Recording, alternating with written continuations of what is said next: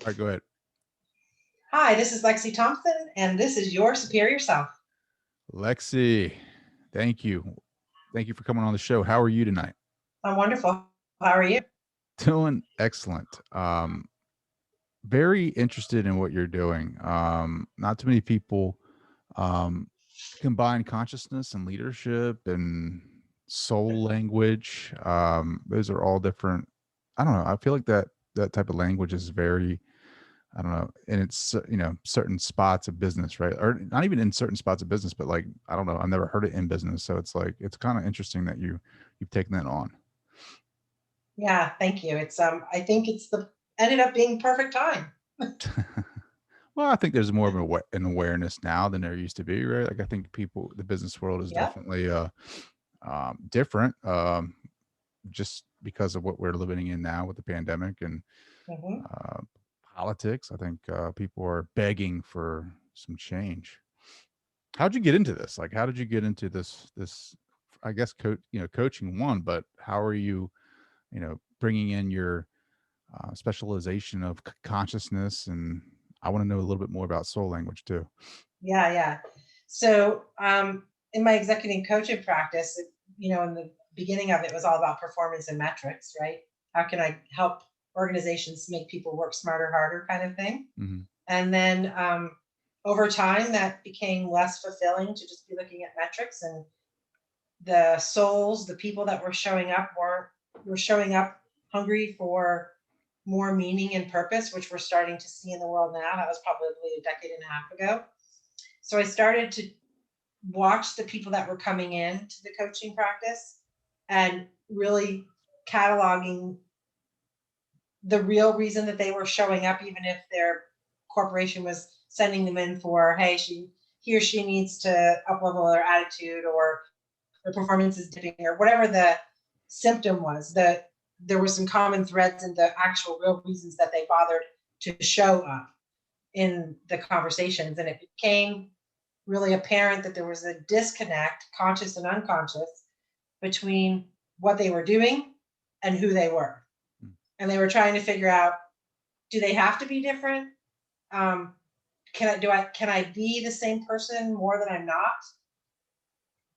Is that innately how our world works? If it is, I don't really like it and I don't know what to do about it, kind of thing.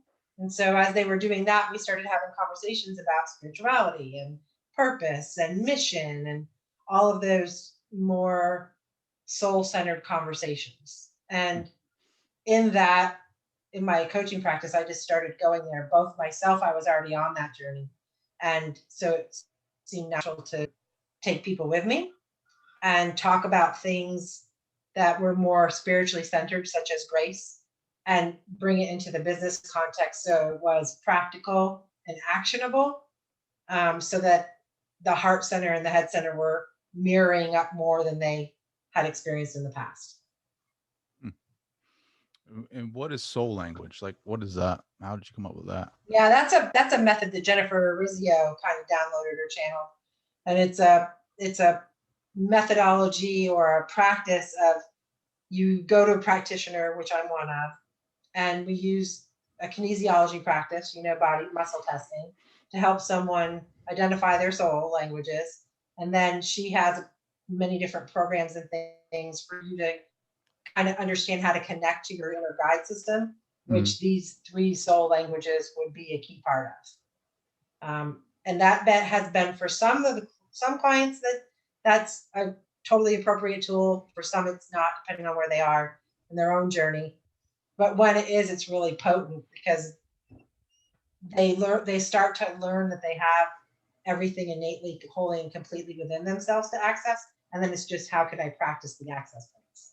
Well, that's interesting. Like finding out your soul language. Like, so I'm assuming you do muscle testing, right? Like, so, Yeah. but all right. So the muscle testing is when the muscle goes strong. That's truth. When it's goes limp, it's false, right? So how do you figure out the language from there? Like, I mean, what is that? Like, how would you figure out someone's soul language? Like using that So technique? yeah, so there's a practice that you learn with Jennifer, and you're meeting with someone, and listened to a couple of your podcasts, so I think you're pretty advanced in this, how to connect in other realms kind of thing. Hmm. And so what you're doing is you're asking permission to have that energetic connection to another human being or their soul and your soul. And you're going through the process that Jennifer teaches you. And then you you're using your body. I don't know how to say this more differently. You're using your body to get their answers because they may not be know that skill or have access to that most often. And then you're just giving back what they gave you in a format through soul languages that she created that they can start having access to their inner guidance system. Hmm. And there's the axiom of quest, the axiom of translation. And so you start to understand in your inner guide system, I don't want to say hierarchy because it's not really that, but how different parts of your system will allow you to have access to deeper knowings about what you came in with than you had access to before because it was an unconsciousness. It awakened. What kind of questions can you ask? You can ask any question you want. So I use I use my languages, my personal languages a lot when I am working in discerning, like I'm making big decisions or I'm looking at creating a pivot for myself or with somebody else.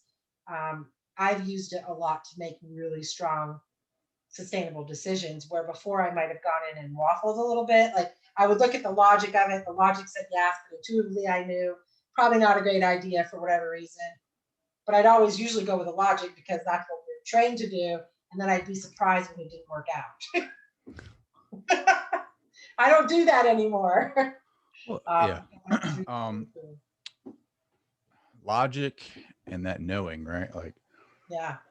can you give me an example of like a really eye opener, like a reality that you've created or found out about, like a question that you asked or you went into it wanting to know something and then it came to fruition? Like, can you give an example of that? Yeah, I can. Because I'm interested. Yeah, so that's cool. I'm glad you are. So one of my soul languages is called prophet. And so that is a futuristic kind of access point, which in all of my assessments, that shows up in some form or fashion. So it's a part of how I came into the world.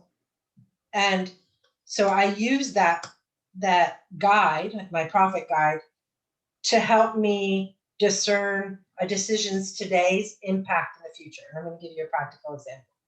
So back in 2008, Mhm. I had a robust gratitude practice, and I was going through and looking at the patterning in there, and I had this epiphany and this realization that I hadn't strung together before. That in my gratitude practice, I was always thankful for clean air, mountains, and fresh water. At the time, I'm living in a suburb of Houston. None of those things exist there. I began to wonder how could I create that reality in my everyday life, knowing in that moment that it wasn't going to be in the physical location I was. So I did a lot of meditation practice and all the things to support that aha moment of, oh my Lord, I'm leaving Houston, which was never a thought before that moment. And so I used Prophet because this tool came in after that. But since then, I've used it to help me discern, okay, if not Houston, where? Where do I go? I grew up on the East Coast, which is where I am right now. So I thought, oh, I should go to the West Coast, right? That's my logic mind going, I've already done that. I should go do this. In all of the beta testing and all of my other tools before this tool, I was going to be in Washington or someplace over there, lovely places. But when I would go test out those locations, there was no embodiment or hits that this was the place. When I started using the soul languages, when I came up to Vermont, which is actually where I'm from, so I thought I kind of don't need that T-shirt. I've got it. That's where my whole family is. I've been gone 25 years. No, thank you. Right. Well, I kept getting this hankering to check out some property.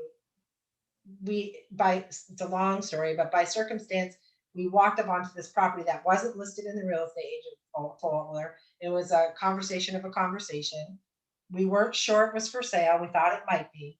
So we came up to look at it.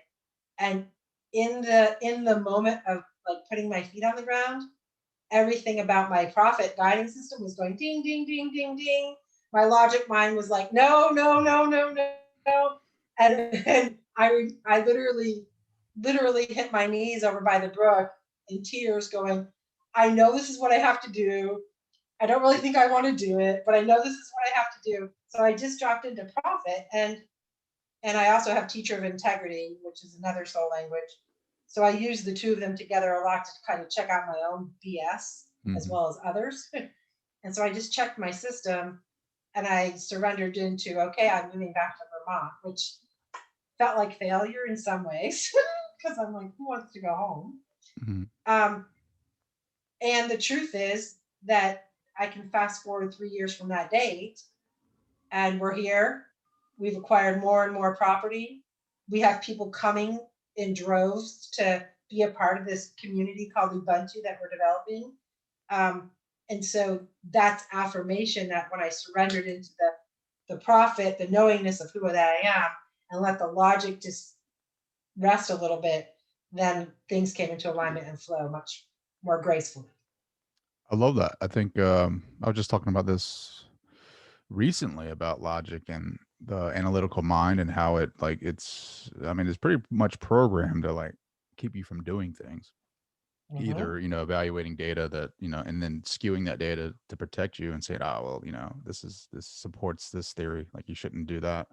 But then you have the gut, right? Like the heart brain, the gut Mm-hmm. brain that is are pulling you in a different direction. And usually Mm-hmm. that direction's right. It's just, you just feel this, you just get that gut feeling like I when you meet somebody, right? That energy. Oh When yeah. somebody's right or wrong, right? Like that. You just Yes. feel this like, man, I don't know what it is, but this guy rubs me the wrong way, or this girl rubs me the wrong way. And most of the time, if you don't listen to that, like you end up like on the wrong side of Yes. either something has happened, like they'll either, take your money or break your heart. I mean, it's, never a good thing. And I mean, you can feel like, I don't know, you can feel the energy when you walk in somebody's house and like, Mm-hmm. you're like, man, something's off. Like feng shui, I'm learning is a real thing. Like, Oh, uh, it is a real thing. like I didn't think so. And then Yeah. like, yeah, it's a real thing. Energy is Mm-hmm. for real. It's just interesting It's that how really the you, only thing that is real. yeah, it is. Vibrational, like I'm learning all about that. Like, I don't know, it's just crazy. How quantum physics and quantum mechanics has helped me find my path on spirituality. It's crazy that science could do that, right? But it's crazy that you're doing that in the business world too, because I feel like for the longest time, business was. I love that it's transitioning. I like that idea. Like I really appreciate people like you are facilitating that movement, because for a long time, um, the boomers, uh, I think, didn't support that. Yeah. I think now you're seeing a total shift. And how hard is it to break into that, right? Like how is there like how large is the market? If we're going to talk about business, I might as well use, business term. Yeah. How Yeah. big is the market for this? So, the book that I wrote recently called The Power of Graceful Leader is an indicator to that. So, in the publishing realm, when I was going to just go the traditional route, I had people tell me, no, we're interested in your content, but we're not interested in your title, and we don't want to use that word graceful. And I remember sitting with that going, but that's the name of the book. Like, I didn't know how to redo that. So I just said thanks, but no thanks, and just ended up publishing it myself. And the whole time in the back of my mind, honestly, was that it's not going to work. It's not. They're the logic, the monkey brain, going. Someone told you it's not going to work. But then, from a series of happenstance over writing this book and stopping and starting, it actually landed and went live on the 19th of January. So inauguration, the big day, Mhm. right? Big day. Which was really not by design at all, by me consciously. And so when that happened, there was this equally big knowing that the timing was it was divine because it wasn't my timing. It wasn't the people that helped me get the book on the market's timing. It's just the way it rolled out. And interestingly enough, because I have enough in my own practice, I have enough street cred to know business conversation. When people started to see me having this strange conversation, they became curious. And unbeknownst to them, in 2018, I'd had an offsite retreat with some executive females called The Power of a Graceful Leader, testing my theory, right? I wanted to test it, check the sustainability. We took over the next 2 years, I tracked their sustainability, and it was really sticky. And the reason it was really sticky was it was transformational at the heart center, the grace center of the body. So it was an embodied practice, not just a cerebral practice. So once we could show proof, and I wrote a case study and then wrote the book, there's like the logical mind could now at least entertain the possibility. If that makes sense. Yeah. So in that way, it's getting some traction. It's done well. It looks like it's going to be picked up by some big lists of books. I made the tenets really, really practical so that they're not too heady for someone. Yeah, if someone enters this practice and they want to go take a huge spiritual deep dive, they're going to be so well prepared for it because they're going to have access to heart center. And this practice creates the roadmap between the brain and the heart, which we know often aren't connected. And that you'll be ready for that next iteration. So I think the tolerance is there. I'm working with conscious capitalism right now on that whole movement and embedding this in a couple of different ecosystems. Sure. So I think the interest is there. I think the timing is right, and we'll see how sticky we can make it. That's really what it comes down to. Sticky icky. Yeah. I think it's awesome. I think that's great. I'm interested. I love experimenting with new things. I love curiosity. I think that's where you hook them. Really, I'm still curious about things. How did you get in this for yourself? Right, like you coming from the executive world, right? Like corporate, and then now you're talking about soul language, which I love. I think it's great. Yeah. How did you get there? So I think whether it's the human tragedy or not, I'm not sure. But sometimes crisis creates an opportunity. Mhm. And I had a couple of really big health crises in 2007, and then started the journey then into healing because I don't practice Western medicine. So in my practice with acupuncture and energy healers and all of those things, I had to, and getting huge benefit, like really experiencing the benefit, which wasn't validated anywhere, right? I listened to one of your podcasts recently about that. And yeah, I could stand here and tell you it's working because watch, I couldn't do this yesterday and look what I can do today, kind of thing. Sure. I began to have to acknowledge that there was something more than my Catholic faith at work. And so I put down my Catholic faith for many years due to an internal crisis with that particular structure and religion as a whole in general. And so I'm very curious. So I studied many different religions. I studied things that weren't religion but are spiritual. I studied the dark side and the light side of those things. And I just became keenly aware that really all it is energy exchange. And we get to choose at what vibration we're exchanging energy. And there's really like literal things we can do in order to elevate our beingness in the world on the consciousness scale. And that's where I've spent the last decade of my life. For people that have been around me over the past 2 or 3 decades, they would very easily tell you the Lexi that was 8 to 10 years ago doesn't exist. There's a whole new person really there. And it's in large part, if not in all part, due to my connection to source and to my own divinity and to my absolute undying, unquenched thirst for alignment between why I came in here and how I show up here. There's so much I want to unpack in that. What was Lexi like 10 years ago or 8 years ago? Yeah, so high performer, kind of a bulldozer, didn't really worry about people's feelings, just results. Unable to express my own emotional landscape very well.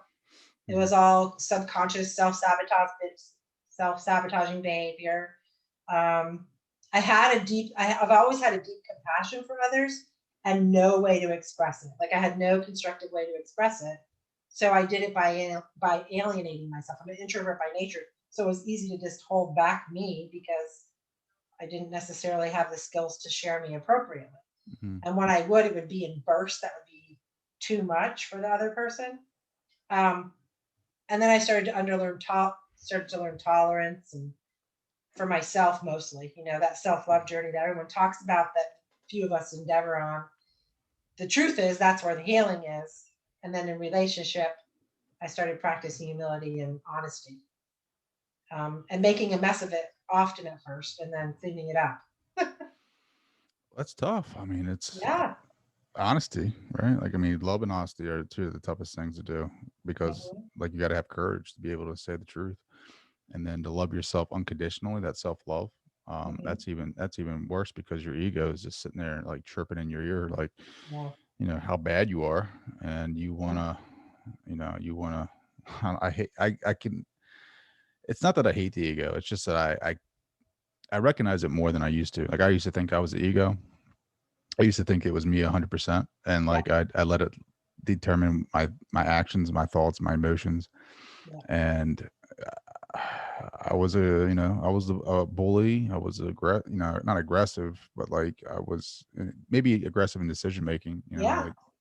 But now that I look back, 5 years ago, I'm totally different. Like you were talking about, like I'm not like a saint, obviously, but like I understand the heart center a lot more, Mhm. and I know what that feels like when it's activated, and I prefer that over being right a lot of the times. Like the ego is like, oh, you're right, just continue to win this argument, and I'm just like, I'm good, man. Like I'm good with whatever. Like I want to feel that activated. I want to feel aligned, and like you're saying, like energy. Like I want to feel my energy is one. I want to feel like my energy is helping the universal consciousness. I want to feel like I'm putting that energy out into the world. Yeah. Um, and I want to feel, I don't know. I just feel like when I listen to the ego, that energy goes down a lot, Mhm. and I end up making bad decisions. Yeah. Did you have, as you were going through, as you've been going through this experience, did one of the big ahas for me was that, part of my own self-love journey was really loving ego where it was, because it was fractured, right? I had the 5-year-old ego that had whatever it had, and the 17-year-old ego had whatever it had, and on and on and on, just like all of us. And when I went back in and I started being with those parts of myself that were disjointed, disconnected in some way or another, it all started to kind of lovingly come together, so that my ego is more intact, if that's even a thing to think about.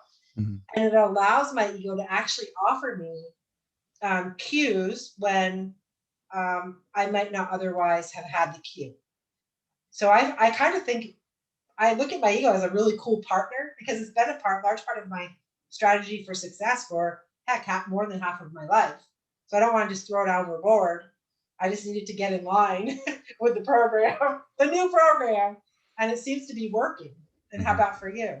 Yeah, I mean, through awareness, through emotional intelligence, I guess, or maybe Yeah. thought intelligence, maybe kind of realizing that because I get lost in it. I mean, I fall asleep to it. I'll get in a conversation or I'll get into an environment that it's not, an outside environment that I'm not, especially with COVID, right? Like, I've been working from home and, we're slowly getting back into the grind a little bit. But I've been I've had my meditation practice. I've had, things that I do. And then when you get outside of that, you get back caught into that real world, that Mhm. busyness.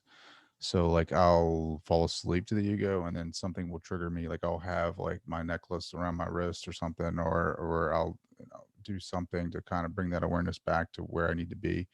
Yeah. And then I can check myself a little bit. But the ego has been for me, it's like you said, it's not a bad thing. I just think you're never going to get rid of it just because of our evolution and human beingness, or we're human beings. We're not going to get rid of that part of the brain that is the eye.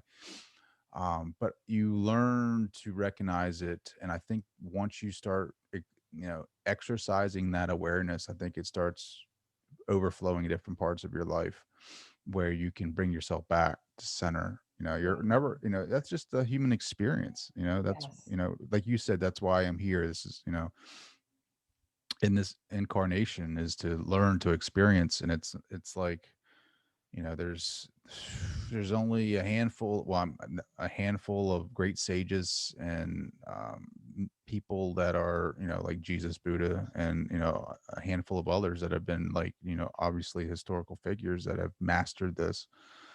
But for us, it's, if you break it down on a micro level, I mean, essentially we're all connected. I think, like we're all connected anyway on a very micro level through energy and through the human the universal consciousness. But when you look at us as this incarnation, this human aspect, this physical plane, it's to gain experience of that, to see where you're at in your evolution as a soul, like it took me a long time it took me so much to realize this, like um to awaken to that, Yeah. and the ego, I had to mess a lot of things up as far as, like, starting the podcast and thinking it was going to be straight business and straight, business strategies and business techniques and blah blah blah for the blue collar guy. And then all of a sudden the universe started throwing like curveballs at me. I started getting guests that weren't typically on my radar.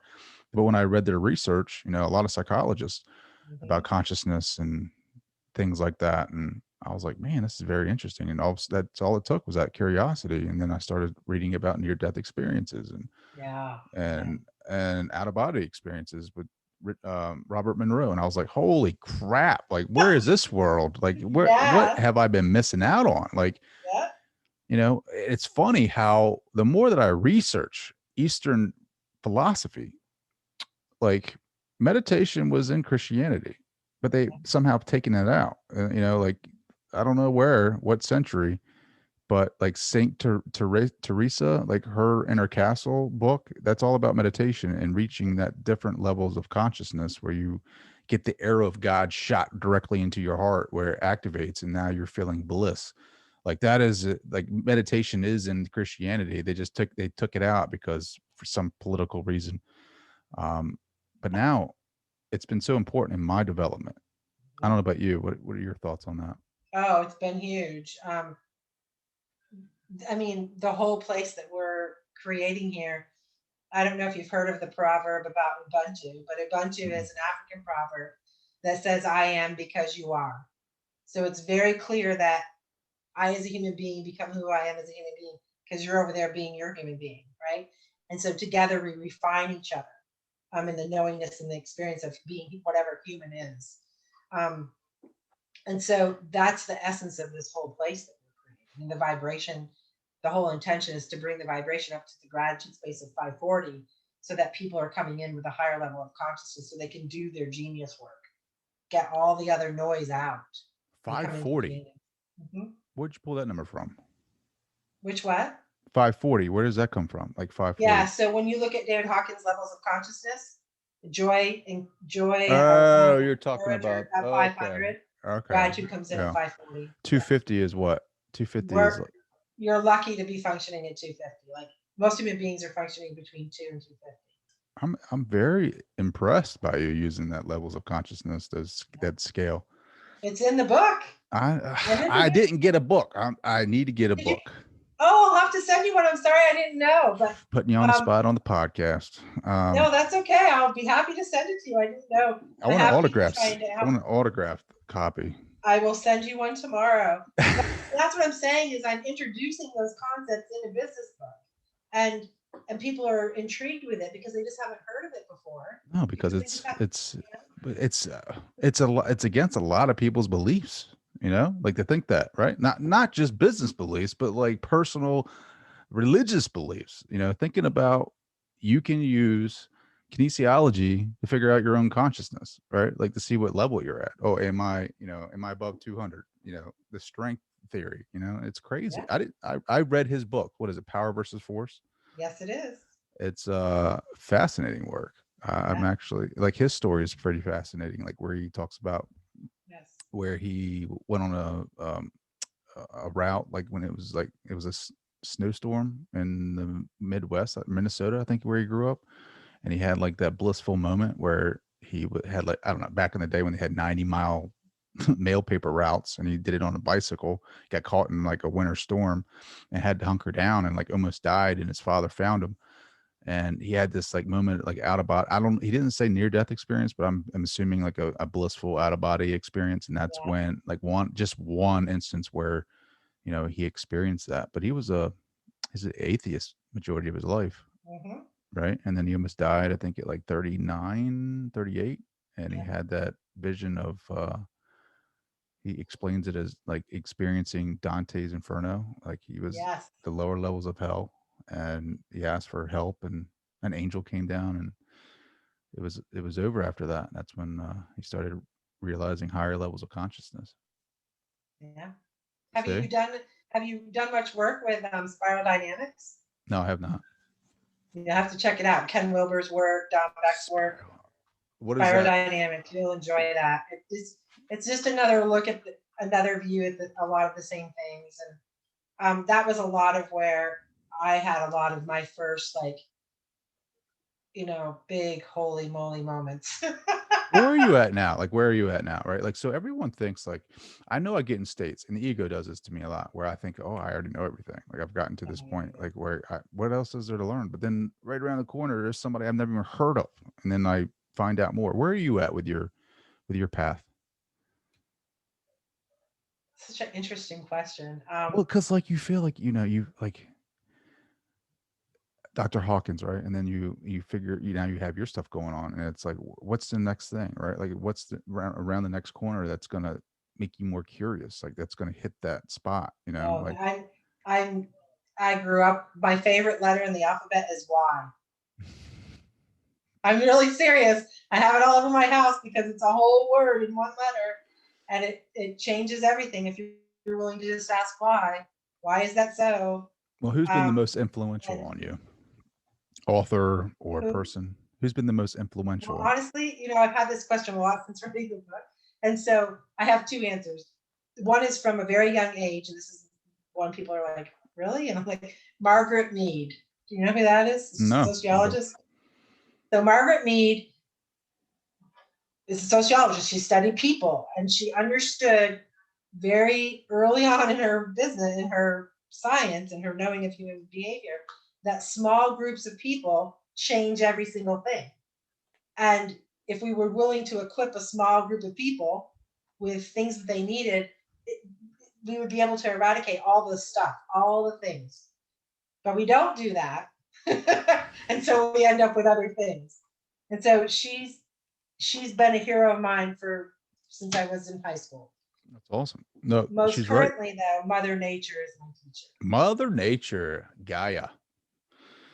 Why is that? Like, what inspired that? I mean, obviously, Mother Earth is a that's, I don't mean to sound like that, like, why Mother Earth, but I mean, like, what inspired that? Because I tell you Yeah. what's weird, and I tell you what inspired me, and it just came out of nowhere. Like, have you ever seen the movie Avatar? Like, it just Oh, kind I love that movie. it rekindled my Mm-hmm. love for Mother Gaia. Mm-hmm. Like just thinking about how, because you look at the people that come in with all the technology and trying to take over all the minerals and the things of value, and it's like, that is so us. Like, we just do this. We kill her all the time, and it's like, all she does is like, I mean, yeah, let's see. Back in the day with saber-tooth tigers, they were trying to kill us, but all she does is nurture us, right, and give us a place. And she nurtures us, and she gives us nothing but like air, nothing but water, nothing but love, and this is how we take care of. Anyway,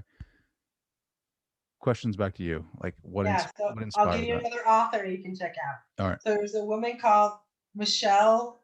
Has had two different last names, but Michelle Wright or Michelle Smith, depending upon what book. But the book is called Behaving as if the God in all things matter. And she has had a very interesting life communing with nature. So she has a place in Virginia called Paralandra.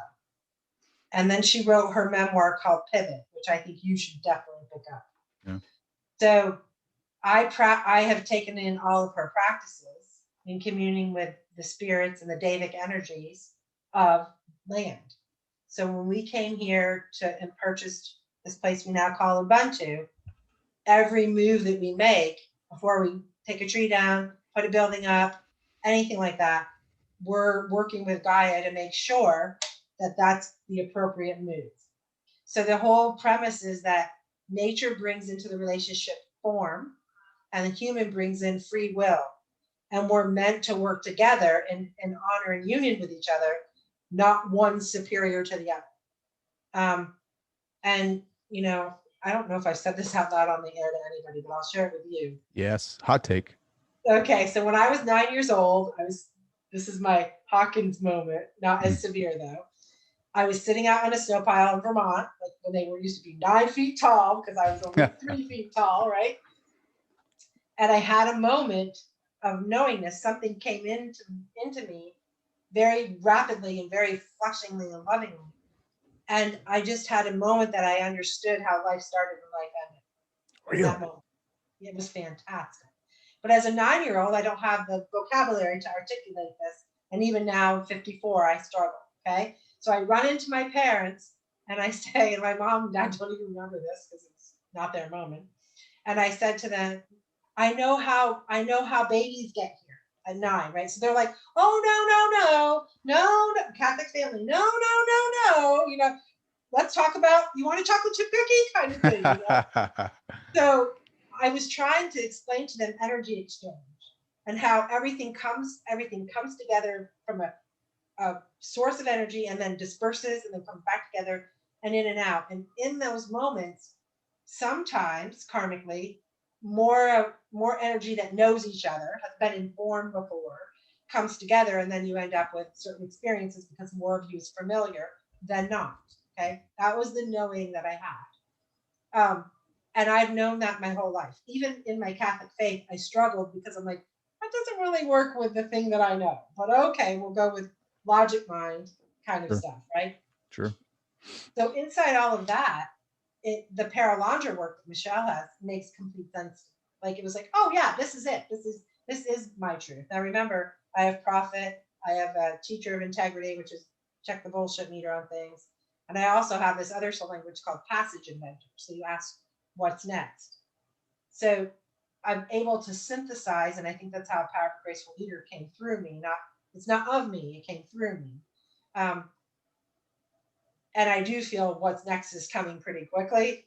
And it really is an experience, I don't even know the right word because there are no words to explain it, if that makes sense. But it's a nature, I'm going to use the word alien because I don't know another word for it, and human intersection, cross section, where all three of those things, and there's other things that I don't even have names for, come into union, and where we understand things that today we don't understand. We don't have we don't have a framework to understand. Yeah. Mm-hmm. That's interesting. That's a little out there. No, I love it because you think about.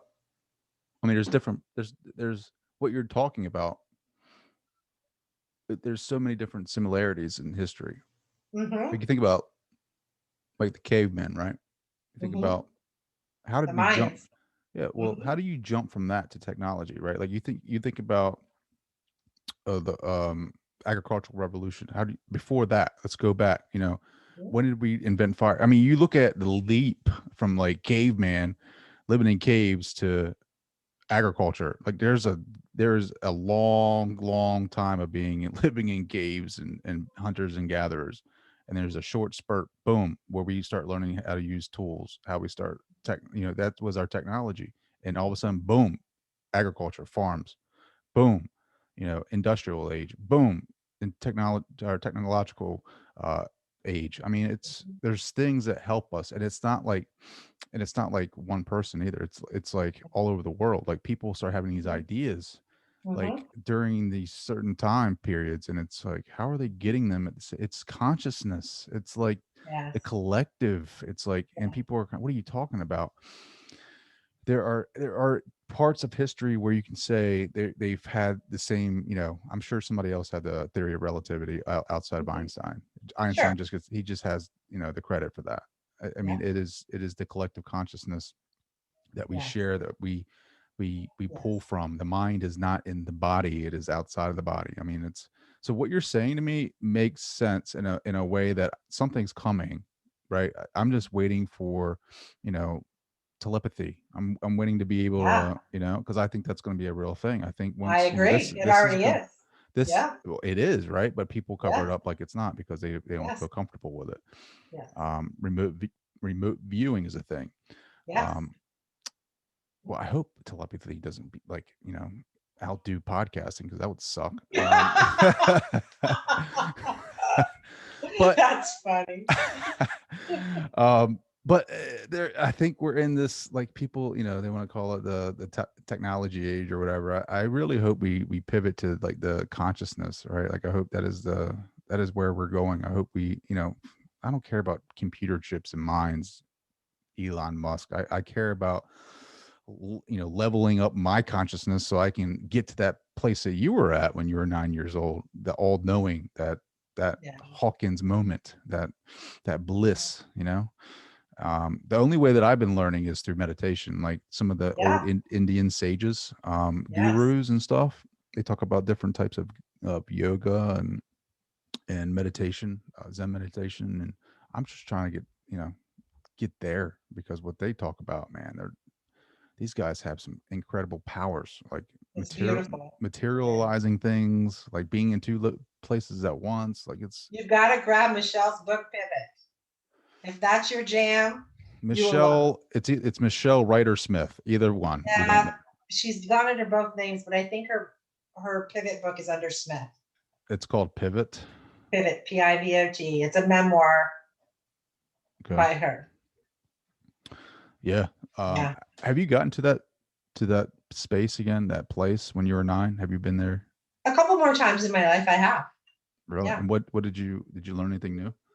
I did. I mean, actually, as odd as this, you've asking me some really vulnerable questions. So, okay, Lexi so Thomas, people, this is the real deal. This is the real her. So be grateful you get to hear it first here. yeah, thanks for asking the tough questions. So, I don't know how other women feel or not, but when I gave birth to my children, that was one of those experiences for me. Really? Yeah, where you touch, the whole experience was just touching something that is divinity and Mm, pure love, and that's before, the whole process, not just holding your baby, but the whole thing that the body goes through, the things that my mind went through, how my heart grew to be with another human being in a way that I couldn't ever have imagined before. My children are my best teachers, mm. and those moments have been over and over again very blissful sparks in time, spots of time. Yeah. That's beautiful. Yeah, thanks. Yeah, I remember almost breaking my wife's leg when we gave birth, like me pushing. I'm a dumb dude, you know, like hold the leg, help push the leg. I'm like cranking this bad boy, like trying to pop this baby out, and she's screaming, hitting me, telling me she, you know, stop pushing. So, I mean, yeah, it's a beautiful moment. Oh, I mean, I couldn't stop crying. Awesome. I was so like, I was just, you know, and that's when I was like overridden with the ego. Like I was like, I'm not gonna cry. I don't care what I do. I'm not gonna cry. And tears are like streaming down my face. "Y- Yeah. Don't you cry. Yeah. I would cry worse now. You know what I mean? Like Well, that's what I'm saying, right? Because I'd you're be so heart centered. I'd be on the floor just bawling. Like, oh, I So mean, then you get it, right? yeah, So I if get you it. were the you now, then it would be a very different experience. Sure. I mean, it's so cool. 9 years old. And you get, how long do you think it was, like, that experience? It felt like from a child's perspective, it was probably a few minutes. In reality, I have no idea. And that's the other thing that I've learned as I've grown is that time is an illusion anyway. So I don't even Mm. keep time anymore. Um, when people call me and they're like, "Hey, one of my goals for my coaching is time management," I'm like, "I'm not your girl. I am not that girl." And yet I always show up on time. Like I don't have a problem keeping up with with time. It's just that it's an innate thing now. I don't. It's not an external conversation anymore. It's not something I worry about managing. Um, Yeah. I've been in 2 places or more places at one time than, so it's not a thing.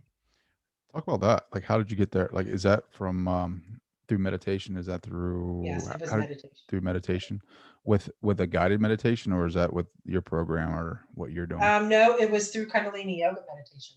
Really? Yeah, the Kundalini yoga is the one that has been the most, that just the breathing work, the intensity of that breath work has been the most rapid accelerator for my own meditation practice. Is that like how you say it, holotropic breath work with Stan It's Grof? called fire breathing. Yeah. Okay. Yeah. Okay. And you felt and you experience. What did you experience there?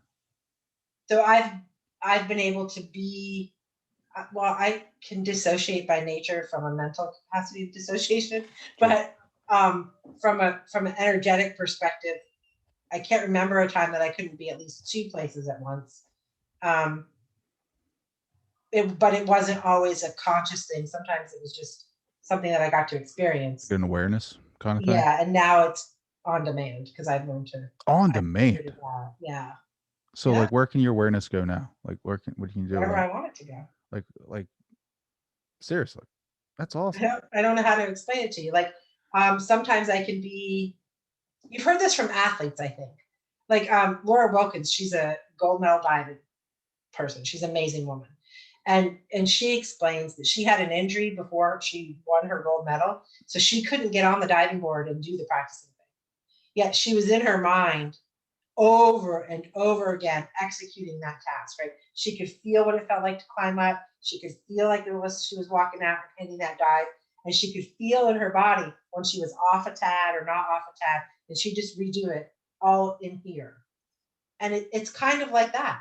Hmm. It's I can sit. I don't do it anymore. Like if I'm going to be with you, I work on presence. I'm not here and somewhere else.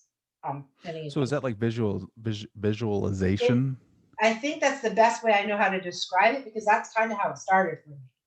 Like But your awareness, like you can get in a place where your awareness goes to somewhere and you're there, right? Like, yeah, and I could tell you what it smells like and feels like there and here.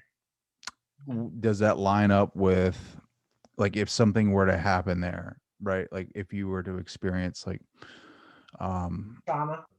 something, would it be like real time? Like would you come back and be like, oh, that I don't happened there? know because I haven't had that experience, so I don't want to project a knowingness where I don't have it.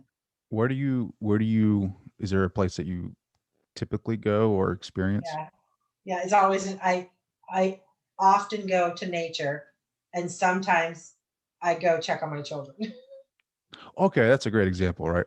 So when Yeah, you go check on your children, yeah. is it their life? Are you peeking in on their life? Like, and you can confirm what they're doing. Like, Um, yeah, for me, it's not, I wouldn't say it's as literal like that. Like, so from a very young age, around the same age, so I sense more like auras, like energy and color and heat, I guess is a way to say it. So I could get down there, like they're in Texas, and I can scan their being, and because I'm their mom, I'm probably more in tune than if I tried to do it for you. But I can scan their being and know pretty quickly, hey, something's not right, and they don't get freaked out anymore. But then I text them and I'm like, hey, how are you doing? You having a bad day? They're like, Mom, stay out of my space. And I'm like, hey, just checking on you. that's, So it's like that. that's all. Well, Bob Monroe, if you read his books, that I he did. used to do that. So Yeah. he has Bob Monroe is a huge out of body experiencer, Hmm. and I don't know if you're. Do you know Tom Campbell? He has So he believes everything. This is a simulation, like me just talking to you. Like this is Yeah. just like The Sims, like Hmm. it's all a figment of my imagination. However, I am the soul. It is me that is here to experience, and like it's almost like the quantum theory where of what is it? When I turn around, everything's there, but when I come back, it collapses into a wave. You know what I mean? Yep. When I observe it, it turns into a particle, and then when Yep. I don't observe it, it goes back to a wave like electrons. His Hmm. theory is so, he's a quantum. He's a physicist, so his idea of reality and what he's experienced with Bob Monroe, he has it Bob Monroe has a trilogy of books that I highly suggest you read. It is Okay. fantastic because he comes at it from a very scientific point of view. Yeah. It's not at first, like he explains, like he thought he was going crazy. Like he didn't know what was going on. Like he was Oh, I having these hear out of that. body experiences while he was sleeping and experiencing tests, like little tests that the universe would give him to see if he Mm, was ready for this. And like he talks about meeting out other outside or out of body experiencers, and experiencing higher level consciousness that would give him experiences and see if he passed these different tests. And Thomas Campbell, who's still alive, Bob Monroe is not, but Thomas Campbell he was a kid back then, but he was a scientist, and he helped develop hemisync with Bob Monroe, which gets you into these different states of consciousness with your mind. So that way, they have these retreats where you just go at it with these binaural beats, and you get into these states of mind, and you mhm. have these experiences with them, and they go, and you can have them together, and you can experience the universe and do different things. And the information that he tells us is fantastic. Like it's just Yeah. it's I think you would be very interested. I think you should Okay. look Thank you. I Thomas will pick that Campbell up. and Bob Monroe. I couldn't stop listening. You have to get the Audible version though, because the Audible is just awesome. Like Okay. it's awesome. And buy your book too. This has been amazing conversation. I hate to say we have Yeah. to Thank go. you. How can people connect with you, Lexi? How can they find out more about you? Yeah. So it's Alexsys, spelled Alexsys. A little different. Thompson.com on Instagram, all the other things. You just put the name in, you'll find me. And I just followed yeah, you, so yeah, definitely check you out. yeah. um, what do you want your legacy to be? Hmm. Ubuntu. I want. I would. I hope to be a bridge and a catalyst for people to be still enough to see the other in themselves. I love it. Lexi, Thanks. thank you so much for joining the show. This has been a fantastic surprise having this conversation with you. It has been. Thank you.